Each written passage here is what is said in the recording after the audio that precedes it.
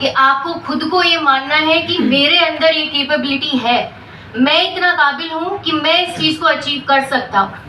ठीक है, तो खुद को डेली ये बात बोलनी है कि मैं एक आरएस ऑफिसर बन सकता हूँ। जस्ट बिकॉज किसी ने बोल दिया आपको, आपके पेरेंट्स ने आपको यहाँ धक्के मार के भेज दिया कि जब बनकर आ, या आपने किसी को देखा, या आपने ऐसा सोचा कि एक दिन आरएस ऑफिसर बन के उससे बदला लेना है, ऐसे नहीं करना है। ठीक है, जिंदगी शादी में जरूर आना नहीं है, जिंदगी के मोटिव्स उससे बहुत बढ़कर होते हैं। ठीक है, and first of all my name is Shiva Joshi and मेरी रैंक 61 आई है।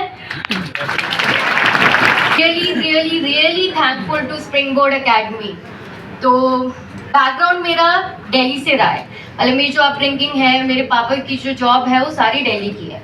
तो आफ्टर ग्रेजुएशन मैंने इंजीनियरिंग कंप्लीट की थी and I was clueless RS की करना है, और क्योंकि बैकग्राउंड दिल्ली का है तो मुझे नहीं पता था कि किस कोचिंग इंस्टीट्यूट में जाना है, कौन सी बेस्ट है। काफ़ी कोचिंग इंस्टीट्यूट्स का नाम सुना था, सबने अपनी अपनी राय दी और अभी भी सब अपनी अपनी राय देते हैं, तो पता नहीं क्यों, एंड आई थिंक भगवान का हाथ मेरे सर पे था, पता नहीं क्यों मुझे ऐसा लगा मुझे स्प्रिंग बोर्ड, और मैंने सच में कभी स्प्रिंग बोर्ड एकेडमी का नाम नहीं सुना था क्योंकि मैं इस लाइन से बिल्कुल भी कनेक्टेड नहीं थी। तो उस दिन दिलीप सर का सेमिनार होना था, मेरी ग्रेजुएशन के 3-4 दिन बाद की बात है, अगस्त 2018 के अंदर। तो मैं आई स्प्रिंग बोर्ड अकेडमी, मैंने कहा कि ठीक है, एक सर का सुनकर देखते हैं, अच्छा लगा तो ठीक है, नहीं तो फिर और भी रेप्यूटेड इंस्टीट्यूट से वहां जाकर देखेंगे।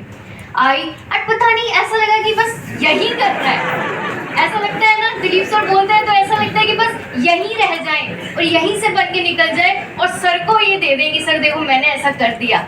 तो बस वो वाला सेंस मेरे अंदर भी इंस्टिल हो गया कि मुझे ये चीज़ करनी है और इसी इंस्टीट्यूट से करनी है। एंड उसके बाद मैंने कभी अपने इंस्टीट्यूट के बारे में डबल डाउट्स मेरे दिमाग में आए ही नहीं।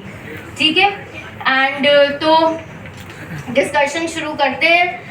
तो आई थिंक स्ट्रैटेजी ये सही रहेगी कि पहले प्रॉब्लम्स देख लेते हैं। मैंने कुछ प्रॉब्लम्स खुद से लिखी हैं क्योंकि मोस्ट ऑफ द टाइम वही प्रॉब्लम्स आती है।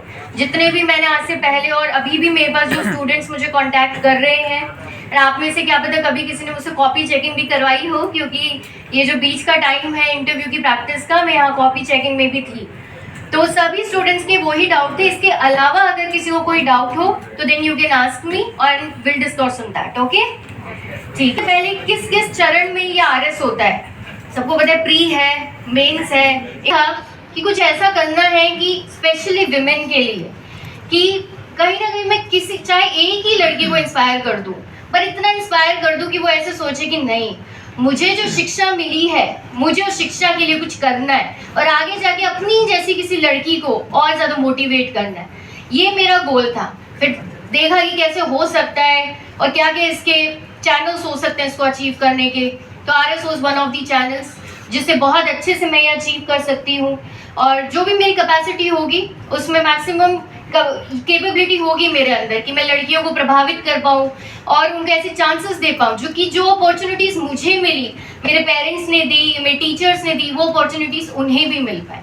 ठीक है, तो फर्स्ट ऑफ ऑल होता है कि आपको ये क्लियर होना चाहिए कि आपको क्यों बनना है आरएस।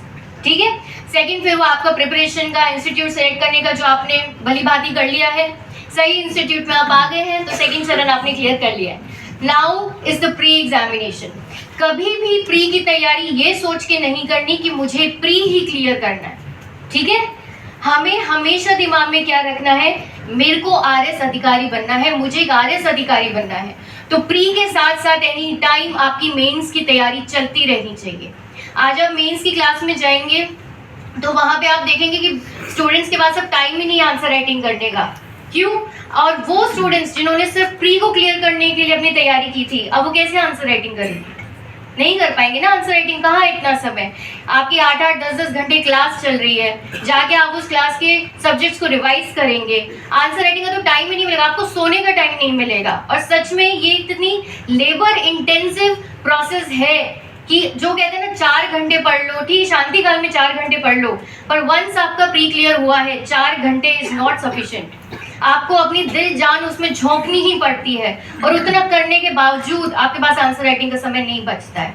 क्यों? क्योंकि आंसर राइटिंग प्री क्लियर करने के बाद नहीं होती है, उससे पहले से ही आंसर राइटिंग हो रही होती है। और ये मैं स्टूडेंट्स को बताती थी, बट क्या है ना, तब जब रिजल्ट नहीं आया था तो nobody was taking me seriously.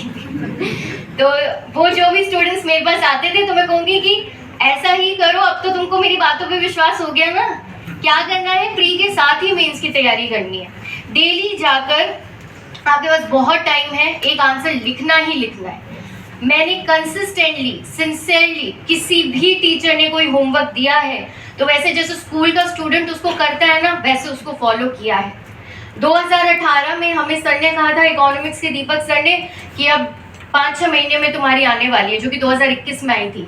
मुझे पता था सर झूठ बोल रहे हैं, इसलिए बोल रहे हैं ताकि हम जाके तैयारी करें, पर मैंने वो बात भी मान ली कि नहीं, आएगी 2-4 महीने में और करनी है इसकी तैयारी। तो टीचर्स जो कह रहे हैं, आपको पता होगी यार नहीं हम बहुत और स्मार्ट है, हमें पता है ऐसा नहीं है, फिर भी टीचर्स की बात मानो। वो आपके जो जो वो कह रहे हैं सब कुछ, वो चाहते हैं आपका सिलेक्शन हो, आपसे ज्यादा वो चाहते हैं कि आपका सिलेक्शन हो। ठीक है, तो डेली जाना है, मेंस आंसर राइटिंग करनी है, कभी कभार स्किप भी हो सकता है, but make it a part of your routine कि मैं डेली जाऊंगा, जो भी मैंने सब्जेक्ट पढ़ा है, टॉपिक पढ़ा है, उसका बेस्ट क्वेश्चन देखूंगा। रटा पीटा वाला क्वेश्चन नहीं कि ये 10 लाइनें इसके अंदर पूछे थे कि 1 से 10 तक काउंटिंग लिखो, 1 से 10 वाला याद कर लेते हो। नो, एनालिटिकल क्वेश्चंस पे आप फोकस करेंगे। ठीक है, धीरे धीरे आपके बैच को जैसे जैसे टाइम होगा, 4-5 महीने बाद यू कैन अटेम्प्ट देम, कि अब मैं इस पे टारगेट करूंगा। आंसर राइटिंग वालों से जाकर चेक करवाएंगे, टीचर के पास टाइम हो टीचर से चेक करवाएंगे, और वो जो भी रिव्यू दे रहे हैं उन रिव्यू पे आप काम करेंगे।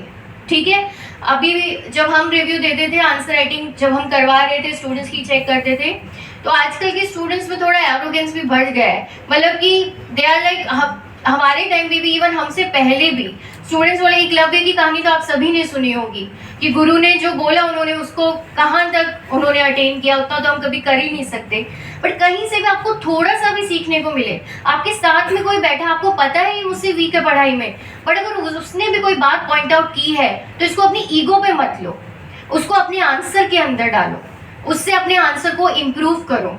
यहाँ जहाँ मैं आपको ये बता सकती हूँ 61 रैंक मैंने कैसे अचीव की, पर उसके साथ मैं आपको ये भी बता सकती हूँ कि मैंने क्या गलतियाँ की, कैसे आप 61 पे ही नहीं रुकना है, इससे भी ऊपर जाना है, आपको टॉप 10 में आना है। ठीक है, एंड देन आती है मेंस की preparation. We have talked about that. Mains का जब आपका हो जाएगा, उसके बाद आपके पास इतना ही टाइम होगा कि आप अपने कंटेंट को रिवाइज कर पाए। जो शॉर्ट नोट्स आपने पहले से प्रिपेयर कर रखे हैं उनको बार बार पढ़े, एटलीस्ट एग्जाम आने से पहले 4 to 5 टाइम्स आपको उनको पढ़ लेना है अच्छे से, तभी आप एग्जाम अटेम्प्ट कर पाएंगे। ठीक है, एंड न्यूज़पेपर रीडिंग मेरी प्रिपरेशन का एक इम्पॉर्टेंट पार्ट रहा। 2018 से मैं डेली न्यूज़पेपर पढ़ रही हूँ, डेली। आई डोंट थिंक कि एक सिंगल डे मेरी ग्रेजुएशन के बाद ऐसा है जब मैंने करंट अफेयर्स नहीं देखा।